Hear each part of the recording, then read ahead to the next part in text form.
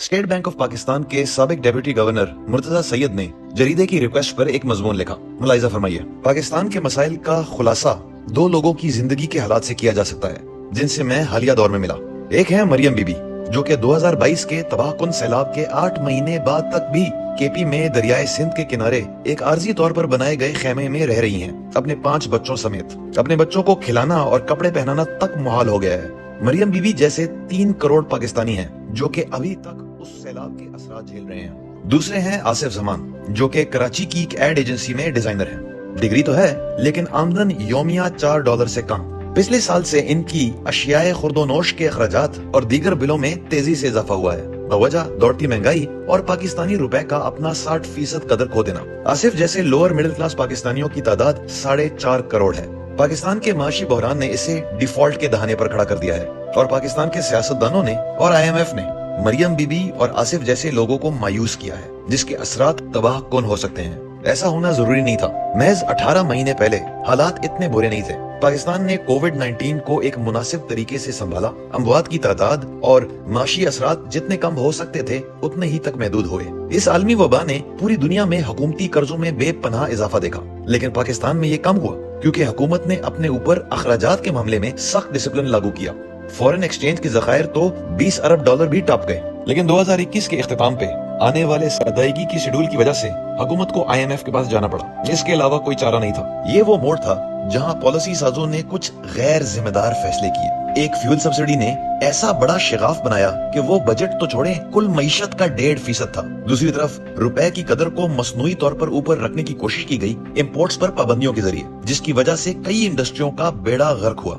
ना बेजा सरकारी अखराजात को कंट्रोल करने की कोशिश की गई, ना ही बैरूनी क्रेडिटर्स को वापस लाने की कोशिश की गई जो पाकिस्तानी असासों को बेचकर चले गए क्योंकि उनको हुकूमत में कुछ खास एतमाद न रहा। नतीजा ये हुआ कि फॉरेन एक्सचेंज रिजर्व्स बस खत्म ही समझे और करेंसी तो ठप ही हो गई। IMF पाकिस्तान को ये माशी खुदकुशी करते हुए देख के महजूज सी लग रही थी। गर्चे अब वो एक हाथ आगे बढ़ाने के लिए तैयार है ताकि इस बहरान से निकला जा सके, लेकिन IMF ने भी इस तबाही में हिस्सा डाला है। नंबर 1, अगरचे IMF बात तो उमरा पर टैक्स लगाने की करता है, लेकिन हुकूमत के साथ शर्त तय हुई है सेल्स टैक्स बढ़ाने की, जिसका असर गरीब पर ज्यादा होता है। प्रॉपर्टी को टैक्स करने की तो बात ही नहीं हुई, ना ही ज़राई जमीन को, ना ही रिटेल सेक्टर को। ये एक सुनहरी मौका था पाकिस्तान की टैक्स बेस को एक जिम्मेदार तरीके से वसी करने का। दूसरा, गरीब को सहारा देने के लिए सिर्फ BISP है। जो 90 लाख पाकिस्तानी योमिया 200 रुपए से कम पर गुजारा कर रहे हैं, उनको 85 रुपए और मिल जाएंगे। एक ऐसे मुल्क में जहां 40% लोग वर्ल्ड बैंक के मिडिल इनकम पॉवर्टी लाइन से नीचे हैं और जहां इन्फ्लेशन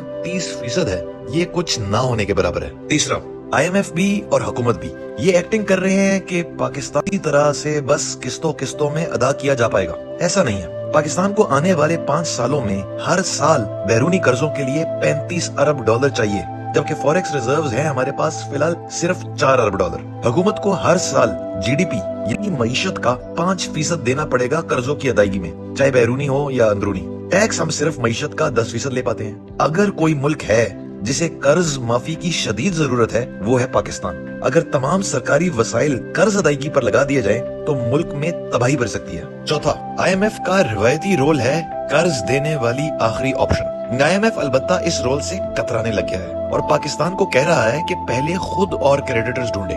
IMF की सिस्टर ऑर्गेनाइजेशन वर्ल्ड बैंक भी अब ऑटोमेटिकली मदद करने के लिए नहीं आती। तो हल क्या है? सबसे पहले तो IMF प्रोग्राम को फौरन शुरू कर देना चाहिए। दोनों अतराफ से लचक का मुजाहरा दरकार है।